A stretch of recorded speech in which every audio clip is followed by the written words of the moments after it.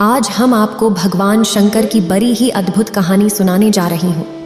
एक बार भगवान भोलेनाथ पृथ्वी लोक पर भ्रमण के लिए गए तो उन्होंने एक युवा को देखा। वह ईश्वर को दोष देता जा रहा था। वह अपने जीवन से निराश था, दुखी था।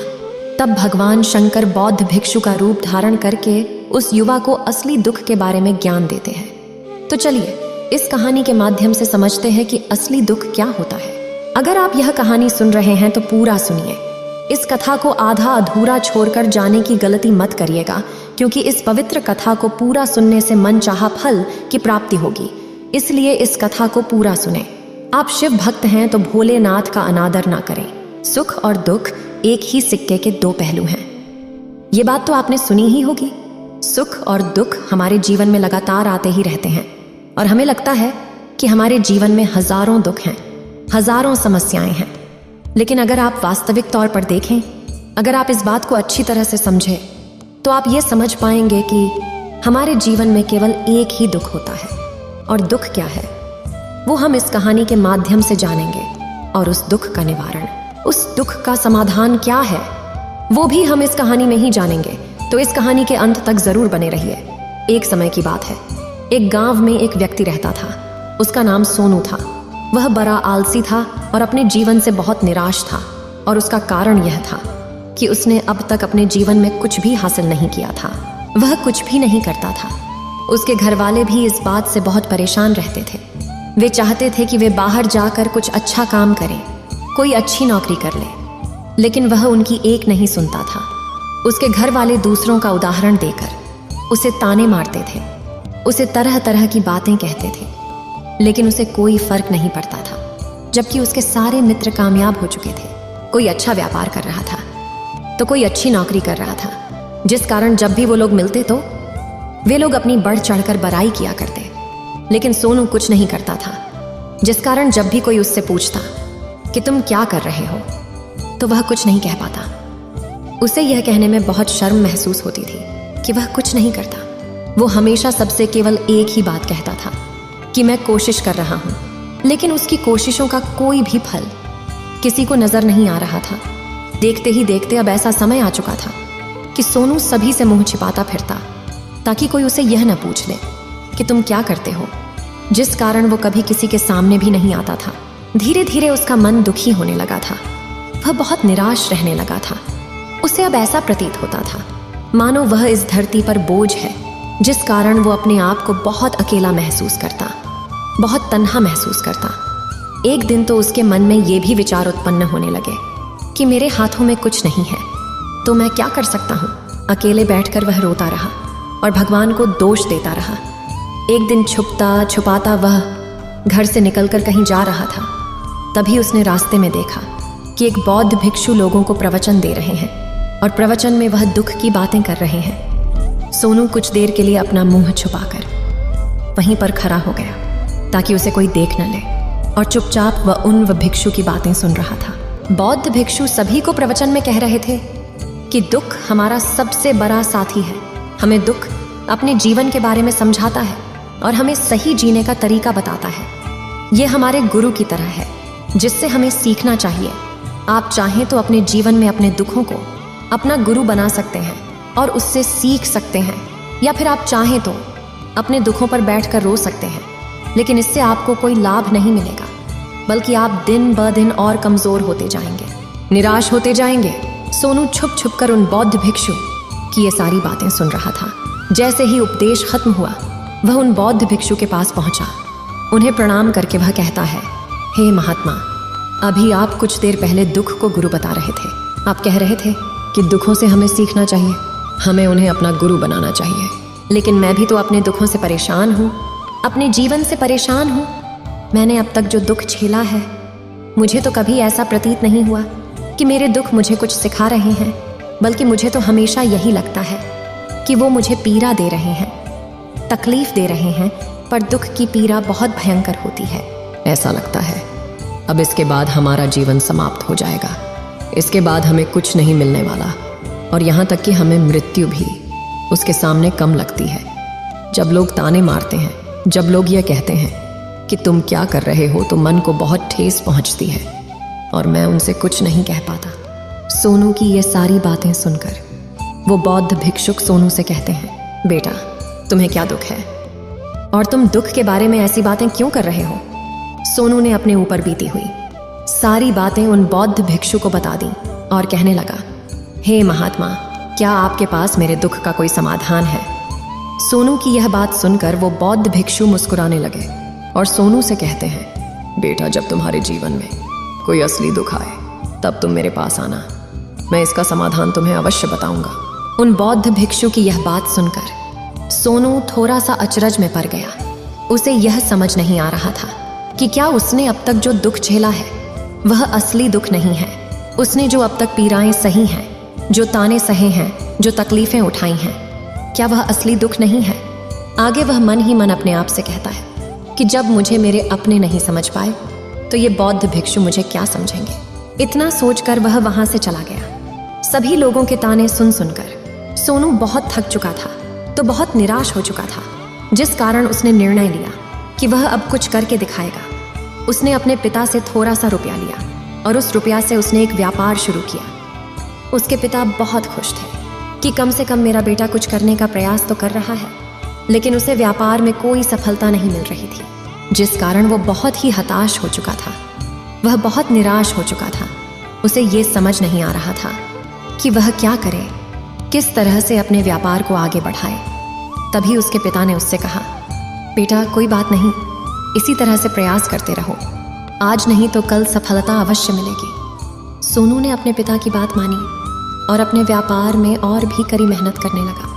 धीरे धीरे उसे सफलता मिलने लगी और फिर उसने रफ्तार पकड़ ली। देखते ही देखते केवल 3 सालों के अंदर वह एक बहुत बड़ा व्यापारी बन गया। अब उसके पास धन दौलत की कोई कमी नहीं थी। लोग जो उसे पहले नापसंद किया करते थे अब उसे पसंद करते थे, उसकी चिंता करते थे, उसके कार्यों की सराहना करते थे। उसके माता पिता भी अब अपने बेटे से बहुत खुश थे और उसकी सफलता से वे अत्यंत प्रसन्न थे। धीरे धीरे सोनू के मित्रों की संख्या लगातार बढ़ती जा रही थी। सोनू के कुछ मित्रों ने उसे यह भी सलाह दी कि उसे अपना व्यापार और तेजी से बढ़ाना चाहिए, उसे और फैलाना चाहिए। जब तुम आज केवल इस नगर के सबसे बड़े व्यापारी हो तब तुम इतना खुश हो, तुम्हारे साथ ये सारे लोग हैं। वहीं पर तुम सोचो कि जब तुम इस राज्य के सबसे बड़े व्यापारी बन जाओगे तब तुम्हारे यहाँ पर लोगों की भीड़ लग जाएगी। लोग तुमसे मिलने के लिए समय निकालेंगे। यहाँ तक कि इस राज्य का राजा भी तुमसे मिलना चाहेगा, तुम्हारी तारीफ करेगा, और यदि कभी ऐसी जरूरत आन पड़ी तो वह तुमसे धन भी उधार लेने के लिए अवश्य आएगा। सोनू को अपने दोस्त की यह बात बहुत पसंद आई। सोनू ने सोचा कि मेरे मित्र सही कह रहे हैं, मुझे अपने व्यापार को और बड़ा करना चाहिए और फैलाना चाहिए, तभी तो हर कोई मेरे बारे में जान सकेगा, हर कोई मुझे पहचानेगा। उसने बिना देरी किए, अपने समय को बिना गवाए अपने व्यापार में और मेहनत करने लगा। लेकिन अब की बार उसके मन में धैर्य नहीं था, जिस कारण उसने कुछ अनुचित कदम उठाए ताकि उसका व्यापार जल्दी से जल्दी और बड़ा हो जाए। उसने कई लोगों से अधिक मात्रा में धन उधार ले लिया, जिससे उसके ऊपर अब काफी ऋण हो चुका था। और इतना ही नहीं, वो यहाँ पर नहीं रुका। उसने अधिक से अधिक मुनाफा कमाने के चक्कर में अपने माल की गुणवत्ता को भी खराब कर दिया, जिससे अब उसके माल में वह बात नहीं रह गई थी जो पहले हुआ करती थी। लेकिन वह अपने मित्रों की बात सुनता रहा। जैसा उसके मित्र कहते थे वो वैसा ही करता चला जा रहा था। यहाँ तक कि उसने अपने व्यापार को और भी तीव्रता से बढ़ाने के लिए अपने दूसरे छोटे व्यापारियों के खिलाफ षड्यंत्र भी रचने शुरू कर दिए, जिस कारण उसके मन में अब पहले जैसा वह सुकून नहीं था। उसे अब रातों को नींद नहीं आती थी। वह केवल एक ही विचार में लगा रहता था कि किस तरह से उसका व्यापार पूरे राज्य में फैल जाएगा और वह इस राज्य का सबसे बड़ा व्यापारी बन जाएगा, जिस कारण वह दिन रात केवल इसी मेहनत में लगा रहता, वह किसका व्यापार जल्दी से जल्दी और बड़ा हो जाए। हालांकि उसके पास अब सब कुछ था, धन दौलत, अच्छा घर, गाड़ियां, नौकर चाकर, सभी सुख सुविधाएं। लेकिन उसके बावजूद भी वह उन चीजों का लाभ नहीं उठा पा रहा था, क्योंकि उसका पूरा ध्यान केवल अपने व्यापार को और उन्नति पर ले जाना था। एक दिन सोनू अपने रथ पर बैठकर एक मार्ग से होकर गुजर रहा था। तभी रास्ते में उन्हें गुरुवर का आश्रम पड़ा। ये देखकर वह उन बौद्ध भिक्षु के पास गया और बौद्ध भिक्षु से कहने लगा, हे महात्मा, आपने कहा था कि जब मेरे जीवन में कोई असली दुख आए तब मैं आपके पास आऊं। इस कारण मैं यहाँ पर आया हूँ। आज मैं बहुत दुखी हूँ। मैं रातों को सो नहीं पाता। मेरे पास सब कुछ होते हुए भी मैं उनका लुत्फ नहीं उठा पाता। उसने अपनी सारी बातें एक एक करके उन बौद्ध भिक्षु को बता दी। तभी वह बौद्ध भिक्षु सोनू से कहते हैं, बेटा, जब तुम पहली बार आए थे तब भी तुम बहुत दुखी थे, लेकिन तब तुमने अपने दुख से क्या सीखा था? इसके जवाब में सोनू उन बौद्ध भिक्षु से कहता है, हे महात्मा, जब मैं अपने जीवन में कुछ नहीं कर पा रहा था तब मैंने अपने दुखों से यह सीखा था कि केवल सोचने मात्र से कुछ नहीं होगा। उसके लिए हमें कुछ करना भी पड़ेगा, और केवल कोई कर्म करना ही हमें सफल नहीं बनाता, बल्कि उस कर्म को उसके अंजाम तक पहुंचाना हमें सफल बनाता है। फिर चाहे रास्ता कैसा भी हो, फिर चाहे परिस्थितियां कैसी भी क्यों ना हो, फिर चाहे कितनी ही बाधाएं आपके रास्ते में क्यों ना आ जाएं, चाहे ऐसा क्यों ना लगने लगे कि अब आपके जीवन में कुछ नहीं बचा और आप कुछ नहीं कर सकते, तब भी हौसला बनाए रखो, उम्मीद न छोड़े और अपने कार्य पर डटे रहो, यह सोचकर कि जब तक मैं अपने कार्य को सफल नहीं कर लेता, जब तक मैं अपने लक्ष्य तक नहीं पहुंच जाता, तब तक मैं इस कार्य को करता रहूंगा। मैं इस कार्य में अवश्य सफल होकर ही रहूंगा। जबकि बाकी लोग केवल सफल लोगों को महत्व देते हैं, उनके कर्मों को नहीं। सोनू की ये सारी बातें सुनकर वह बौद्ध भिक्षु मुस्कुराने लगे और इस सोनू से कहते हैं, बेटा, जब तुम्हारे जीवन में असली दुख आए तब तुम मेरे पास आना, मैं तुम्हारी समस्या का समाधान अवश्य करूंगा। इतना कहकर वह बौद्ध भिक्षु वहां से उठकर चले गए। सोनू एक बार फिर से उनकी ये बातें सुनकर आश्चर्यचकित रह गया। उसे अब यह समझ नहीं आ रहा था कि क्या उसने जो दुख देखा है, उससे जो तकलीफें अब तक सही हैं, क्या वह असली दुख नहीं है? उसके मन में अब एक सवाल उत्पन्न होने लगा कि असली दुख क्या है और इसकी पहचान क्या है, और मुझे कैसे पता चलेगा कि इस समय में असली दुख मैं हूं। लेकिन उसने कुछ नहीं कहा। वह यह सब सोच ही रहा था कि तभी वह बौद्ध भिक्षु सोनू के पास एक बड़ा सा घड़ा लेकर पहुंच जाते हैं। उस घड़े के अंदर सोने के सिक्के थे। उस घड़े को देते हुए वह बौद्ध भिक्षु सोनू से कहते हैं, बेटा, तुम इसे उस पैर के नीचे दबा दो, क्योंकि ये मेरे किसी काम का नहीं है। जब मुझे इसकी जरूरत पड़ेगी तब मैं वहां से खोद कर इसे निकालूंगा, लेकिन अभी के लिए इसे वहां पर मिट्टी के नीचे दबा दो। सोनू ने उस बौद्ध भिक्षु की बात मान ली और वो घड़ा उस पैर के नीचे जाकर मिट्टी में दबा दिया।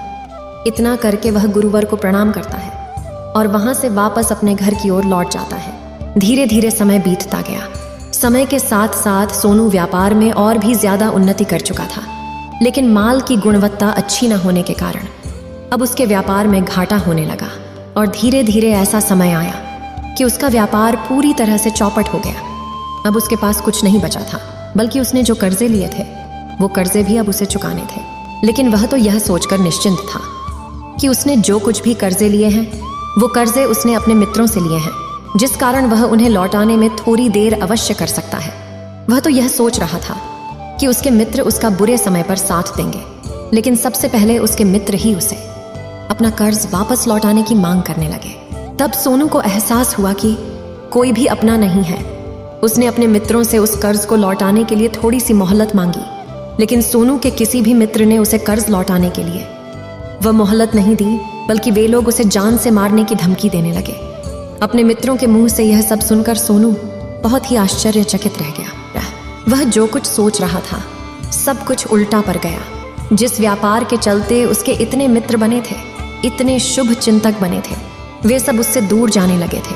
हर कोई उससे पीछा छुड़ाना चाहता था, कोई भी उसका साथ नहीं देना चाहता था। धीरे धीरे उसकी सारी संपत्ति नीलाम हो गई। अब उसके पास कुछ नहीं बचा था। वह सड़क पर आ चुका था। उसने हार मानकर अपने माता पिता से कहा, पिताजी, मेरी मदद कीजिए, मेरे ऊपर बहुत ऋण है, मुझे उसे लौटाना है, कृपा करके मुझे थोड़ा सा धन दे दीजिए। इस पर सोनू के पिता ने सोनू से कहा, बेटा, मेरे पास तो ले देकर बस यही एक छोटा सा घर है। अगर ये अभी मैं तुम्हें दे दूं, यदि मैं इसे भी बेच दूं, तो मैं और तुम्हारी माँ कहाँ रहेंगे? हमें भी दर दर की ठोकरें खानी पड़ेगी, हमें भी सड़कों पर भीख मांगनी पड़ेगी। ले देकर अब हमारे पास केवल यही संपत्ति बची है, इसलिए मैं तुमसे क्षमा मांगता हूँ। अपने माता पिता के मुख से यह सुनकर सोनू चुपचाप वहां से चला गया और मन ही मन वह सोच रहा था कि अब मेरे पास कुछ नहीं बचा, जो था वह तो सब लुट गया, बर्बाद हो गया। अब मैं जीकर क्या करूँगा? अब मेरे पास केवल एक ही रास्ता है जिससे मैं अपने कर्जदारों से अपना पीछा छुड़ा सकता हूँ। यह सोचता हुआ वह एक ऊंची पहाड़ी की ओर पहुंचा। वह पहाड़ी पर चढ़ता ही जा रहा था कि तभी उसे याद आया कि उन बौद्ध भिक्षु ने कहा था कि जब तुम पर असली दुख आए तभी तुम मेरे पास आना, मैं तुम्हारी समस्या का समाधान अवश्य करूंगा। यह सोचकर सोनू के मन में एक बार फिर उम्मीद की। वह लहर दौड़ पड़ी। सोनू तुरंत दौड़ता हुआ उन बौद्ध भिक्षु के पास पहुंचा और सोनू ने उन्हें प्रणाम करके अपने ऊपर बीती हुई हर एक बात उन्हें बता दी और कहने लगा, हे महात्मा, आपने कहा था कि जब मेरे ऊपर असली दुख आएगा तब आप उसका समाधान अवश्य करेंगे।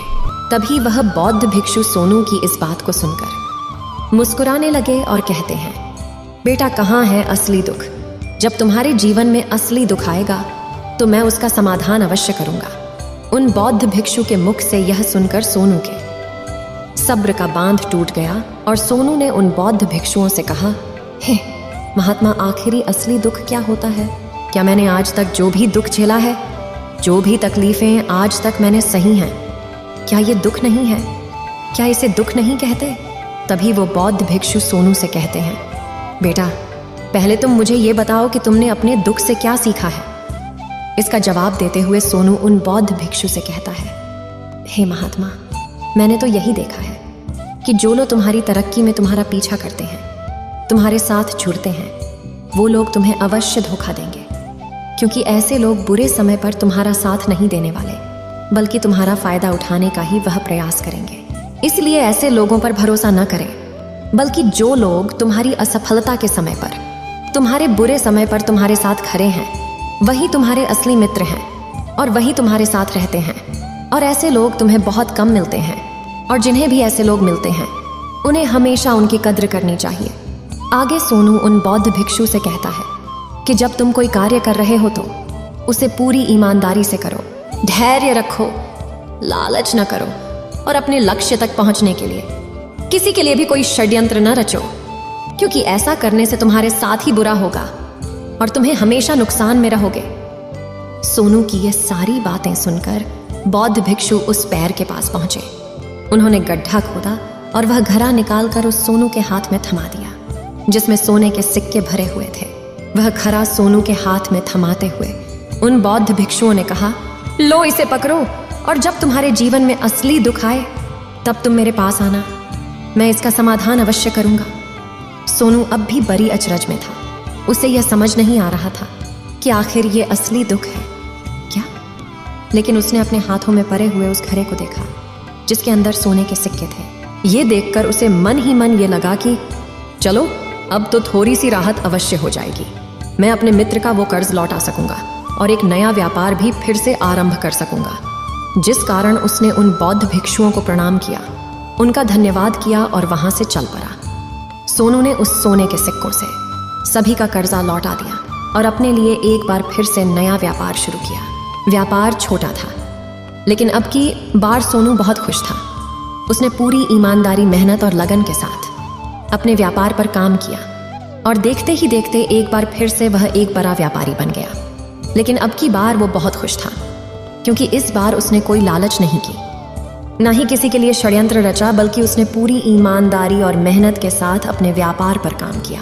लेकिन जैसे जैसे आप धनी होते जाते हैं, जैसे जैसे आप अमीर बनते जाते हैं, आपके मन में एक डर और उत्पन्न होने लगता है, और वह अपनी दौलत को न खो देना, जिस कारण आप लोग दान करना शुरू कर देते हैं, पुण्य करना शुरू कर देते हैं, लोगों की मदद करते हैं, ताकि आपके जीवन में कभी कोई दुख ना आए। लेकिन यह जीवन सुख और दुख का संगम है, जिस कारण हर किसी को सुख और दुख से होकर गुजरना ही पड़ता है। इसी वजह से एक बार फिर से सोनू के जीवन में एक और दुख उत्पन्न हुआ। अब की बार उसके माता और पिता दोनों की मृत्यु हो गई। सोनू अपने माता पिता से बहुत प्रेम करता था, जिस कारण उसके मन को बहुत गहरा आघात पहुंचा।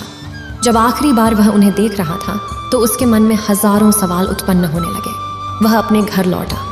घर लौटकर उसने देखा कि जिस संपत्ति के लिए वह हमेशा लड़ते झगड़ते रहते थे, आज उसकी देखभाल के लिए कोई नहीं था। उसके माता पिता ने जो भी मेहनत की, जो भी अपने जीवन में इकट्ठा किया, सब यही रह गया। लेकिन अब सब कुछ खत्म हो चुका था और सोनू का मन अब बहुत बेचैन हो रहा था। उसके मन में हजारों सवाल उत्पन्न हो रहे थे और वह अपने आप को बहुत अकेला महसूस कर रहा था। उसे बहुत खाली सा महसूस हो रहा था। उसने इधर उधर देखा, लेकिन उसे कुछ समझ नहीं आया। तभी उसे उन बौद्ध भिक्षु की याद आई। वे तुरंत ही भागा उन बौद्ध भिक्षु के पास पहुंचा। उसे देखते ही उन बौद्ध भिक्षु ने सोनू से सवाल किया और कहा, क्या बात है बेटा, क्या कोई फिर से दुख आन पड़ा है? तभी सोनू ने कहा, नहीं गुरुदेव, अब तो सब ठीक है, लेकिन आज मेरे माता पिता की मृत्यु हो गई और मैं बहुत अकेला महसूस कर रहा हूँ। मैं बहुत दुखी महसूस कर रहा हूँ, जैसे कुछ खाली सा है, जैसे कुछ अकेलापन सा। तभी वह बौद्ध भिक्षु सोनू से कहते हैं, बेटा, इसमें दुखी होने वाली बात क्या है? यह तो जीवन है, एक दिन तो सभी को जाना है। यहाँ पर कोई भी रहने नहीं आया और ना ही कोई रहेगा। हम सब एक ना एक दिन मृत्यु को प्राप्त हो ही जाएंगे, और मृत्यु कब आएगी ये किसी को नहीं पता। हो सकता है कि तुम्हारी मृत्यु कल ही हो जाएगी, या फिर आज और अभी। यह सुनकर सोनू आश्चर्यचकित रह गया। उसने उन बौद्ध भिक्षु से कहा, हे महाराज, आप ये क्या कह रहे हैं? मैं तो अभी जवान हूँ और मुझे तो अभी अपनी पूरी उम्र जीना है। मैं तो जीना चाहता हूँ, कुछ करना चाहता हूँ, और आप कह रहे हैं कि मैं कभी भी मृत्यु को प्राप्त हो सकता हूँ। इस पर वो बौद्ध भिक्षु सोनू से कहते हैं, बंदे, इस भ्रम में मत रहना कि मृत्यु केवल बूढ़े को आती है। बूढ़ों के सामने तो उनके जवान बच्चे तक मर जाते हैं। मृत्यु कभी किसी की उम्र देखकर नहीं आती और ना ही किसी को बताकर आती है।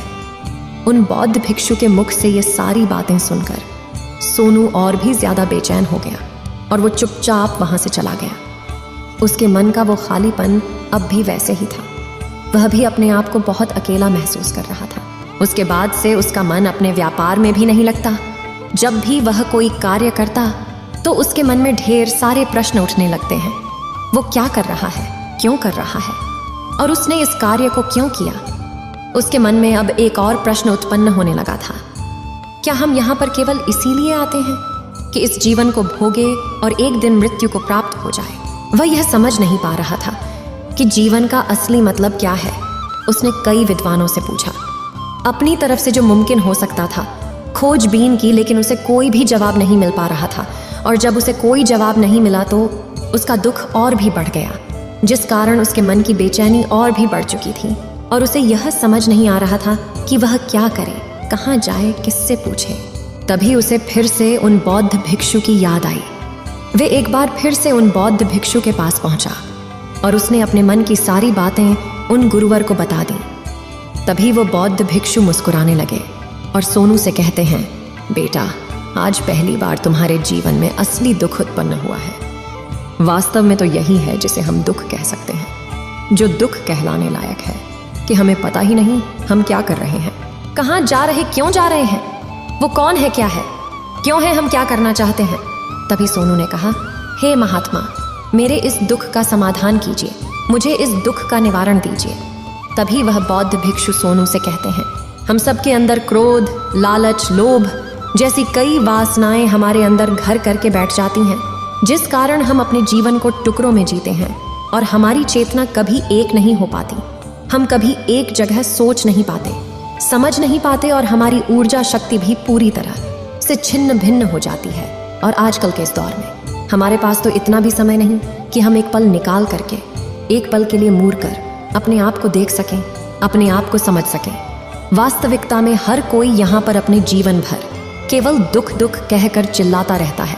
उसका समाधान निकालने का हर मुमकिन प्रयास करता है, लेकिन जिसे हम दुख समझते हैं वह तो दुख है ही नहीं, तो इसका समाधान आपको कहाँ से मिलेगा। ये तो परिस्थितियाँ हैं जिसके कारण हम अपने आप को दुखी समझते हैं, अपने आप को तकलीफ में समझते हैं।